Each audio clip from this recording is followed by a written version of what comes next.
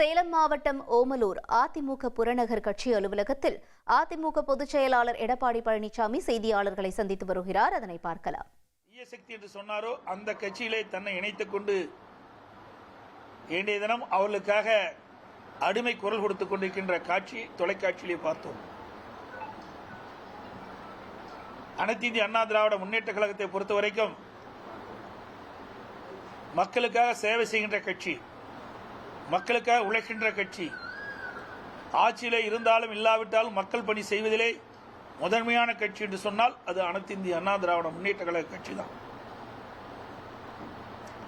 அதோடு திராவிட முன்னேற்ற கழகம் ஆட்சி பொறுப்பேற்று அதிலிருந்து இன்று வரை தமிழகத்திலே சட்ட ஒழுங்கு சந்திச்சிருக்கின்றது. எங்கே பார்த்தாலும் கொலை, கொள்ளை, திருட்டு, வழிப்பிரிவு, பாலியல் வன்கொடுமை நடைபெற்ற வண்ணம் இருக்கின்றது. அது தொலைக்காட்சியிலும் பத்திரிகையிலும் வந்த செய்தியாக நாம் பார்க்கின்றோம். ஆனால் இன்றைய முதலமைச்சர் திரு ஸ்டாலின் அவர்கள் தமிழகம் மற்ற மாநிலத்திற்கு முன்மாதிரி மாநிலமாக விளங்கு என்று சொல்கிறார்.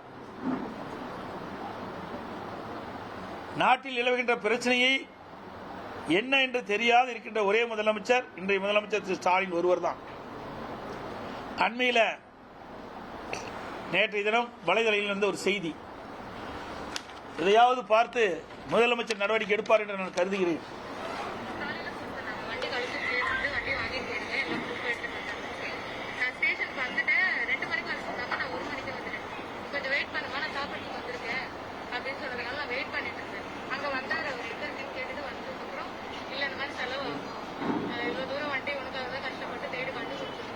அந்த பெண்மணி அவ்வளவு பணம் இல்லை, ஒரு சிறிய தொகை கொடுப்பதாக சொல்லி அதை தொகை எதை கொடுத்துருக்காங்க. பிறகு அந்த காவலர் இங்கே வந்த செய்தியெல்லாம் உங்களுக்கு தெரியும். அதை என் வாயிலிருந்து சொல்லக்கூடாது, அசிங்கமாக இருக்குது. எப்படி நடந்தா என்பது எல்லாமே அந்த பெண்மணி வலைதளத்தில் அழகாக வெளியிட்டிருக்காங்க, தைரியமாக வெளியிட்டிருக்கிறாங்க. ஆக இந்த ஆட்சியுடைய லட்சணத்தை மக்கள் பார்த்துக்குவேன். தயவு செய்து ஊடகங்களும் பத்திரிகை நண்பர்களும் இதை முழுமையாக வெளியிடுங்க. இனி இப்படிப்பட்ட பிரச்சனை நடக்கக்கூடாது என்பதற்காக நான் சொல்றேன். ஊடக நண்பர்களும் பத்திரிகை நண்பர்களும் நடக்கின்ற செய்திகள், நாட்டில் நிலவுகின்ற பிரச்சனைகள், நாட்டில் நிலவுகின்ற அட்டுழியங்களை பெண்களுக்கு பாதுகாப்பாக இப்படிப்பட்ட செய்திகள்லாம் வெளியிட்டுள்ள பெண்கள் பாதுகாப்பாக இருக்க முடியும். இனியாவது இப்படிப்பட்ட துயரமான சம்பவங்கள் நடைபெறக்கூடாது என்பதுதான் என்னுடைய நோக்கம். எவ்வளவு மோசமா ஒரு பெண் எப்படி பதறி போய் சொல்றாங்க, சிந்திச்சு பாருங்க. ஆனா முதலமைச்சரும் சட்டத்துறை அமைச்சரும் சொல்றாங்க, எதிர்கட்சிகள் வீணாக எங்கள் மீது குறை சொல்றாங்க, வீண் பழி சுமத்துறாங்கன்னு. இது அந்த பெண்மணி வலைதளத்தில் வெளியிட்ட அந்த செய்தியை தான் நான் உங்கள்கிட்ட காட்டிக்கிறேன். அதில் வந்து ஊடகங்களும் பத்திரிகைகளும் இதை மக்களுக்கு கொண்டு சேருங்க. மக்கள் பாதுகாப்பாக இருக்க வேண்டும் என்பதற்காக இந்த செய்தி வெளியிடுங்க. அதோட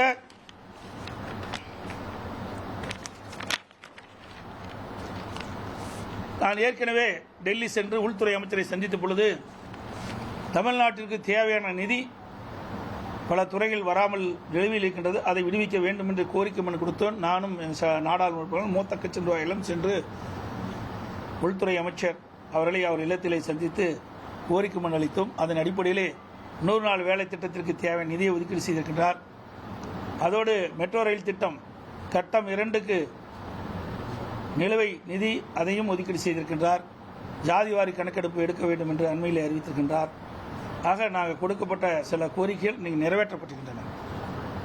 நான் ஏற்கனவே சொன்னதை போல ஆட்சியில் இருந்தாலும் இல்லாவிட்டாலும் தமிழ்நாட்டு மக்களுக்கு தேவையான திட்டங்களை செய்வதிலும் தமிழ்நாடு வளர்வதற்கான அடிப்படை நிறைவேற்றுவதற்கும் நாங்கள் எப்பொழுதும் துணை நிற்போம் என்பதை இந்த நேரத்தில் தெரிவித்துக் கொள்கின்றேன். அந்த நலிந்தவர்களுக்கு 20% பள்ளியில் மெட்ரிகுலேஷன் பள்ளியில் இதுவரைக்கும் நிதி ஒதுக்காதனால ஏப்ரல் 19ஆம் தேதியே அதுக்கான அந்த கால்குலேட் பண்ணி அறிவிச்சிருக்கணும். இதுவரை அறிவிக்கல. இதனால பெற்றோர்கள், அதாவது இந்த ஏழை எளிய மாணவர்கள் இருக்கக்கூடிய பெற்றோர்கள் ரொம்ப அவதிக்கப்பட்டிருக்காங்க. இது நிதி இல்லாதனால தான் அப்படின்னு சொல்றாங்க. இதுக்கு என்ன நீங்க கோரிக்கை வைக்கிறீங்க, அதை விரைவாக அமல்படுத்துறதுக்கு? அதாவது அனைத்து இந்திய அண்ணா திராவிட முன்னேற்ற கழக ஆட்சி இருக்கின்ற பொழுது எல்லா துறைகளிலும் சிறப்பாக செயல்பட்டது. அந்தந்த நேரத்துக்கு ஏற்ப அந்த துறைகளில் கவனம் செலுத்தி மக்களுடைய பிரச்சனை தீர்த்து வைத்தோம். இன்றைக்கு திரு ஸ்டாலின் மாடல் ஆட்சியிலே நீங்கள் சொன்ன இப்படிப்பட்ட சம்பவங்கள் எல்லாம் காதிலே வாங்குவதே இல்லை, கவனிப்பதும் இல்லை. ஒட்டுமொத்தமாக மக்களையே அவர்கள் கவனிப்பதில்லை, மக்களுடைய பிரச்சனையிலும் கவனம் செலுத்துவதில்லை. அவர்கள் முழுக்க முழுக்க வீட்டு மக்களை பற்றி தான் கவனம் செலுத்தி கொண்டிருக்கின்றனர். நீங்கள் சொல்வதை போல இன்றைக்கு மாணவர் சேர்க்கை நடைபெற வேண்டும், அதற்கு என்ன ஏற்பாடு செய்ய வேண்டும், அதற்கு என்ன நடவடிக்கை எடுக்க வேண்டும், அதையெல்லாம் இந்த ஆட்சியில் எதிர்பார்க்க முடியாது. இது மிகவும் வன்மையாக கண்டிக்கின்றோம். இந்த ஊடகத்தின் வாயிலாக, பத்திரிகையின் வேலை இனியாவது இந்த அரசு விழித்து கொண்டு இந்த குறைபாடுகளை நீக்க வேண்டும். சட்டமன்ற தேர்தல் நெருங்கி வருது. பெரும்பாலும் அனைத்து கட்சிகளும் அந்த கூட்டணியை பற்றி பேசிட்டு வராங்க.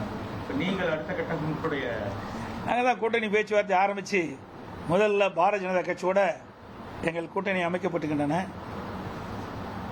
இன்னும் 9 மாத காலம் தேர்தலுக்கு நாட்கள் இருக்கின்றன.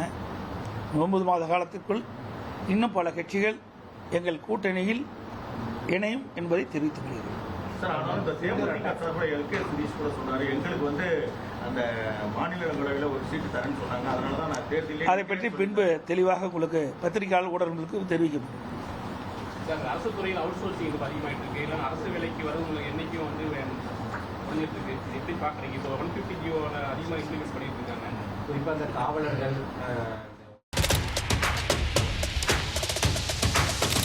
அதிமுக்கிய விவரங்களை அனைவருக்கும் புரிய வைக்கும் பாட்காஸ்ட். தவிர்க்க முடியாத முதல் மக்கள் வளைகுடா நாடுகள் பிரான்சிஸுக்கு பிரியா விடை சம்பவங்களை தேடி களத்திற்கே உங்களை அழைத்து செல்லும் ஸ்பாட்லைட். அங்க இருக்கக்கூடிய கள விவரங்கள் என்ன? அமலாக்கத்துறை கடந்த 5 வருஷமாவே சார் எனக்கு ரொம்ப பிடிக்கும் அவர் வர்றதுக்காக. எங்களுடைய நியாயமான கோரிக்கை.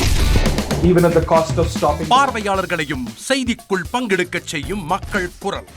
50 ரூபாய் எங்களுக்கு தண்ணிக்கு ஒரு தீர்வே இல்லங்க 10 வருஷமா. எங்களுக்கு சரியான ஒரு விடிவு கிடைக்கவில்லை. 60,000 ஏக்கருக்கு தான் கேட்கிறோம், பிச்சை கேட்கறாங்க.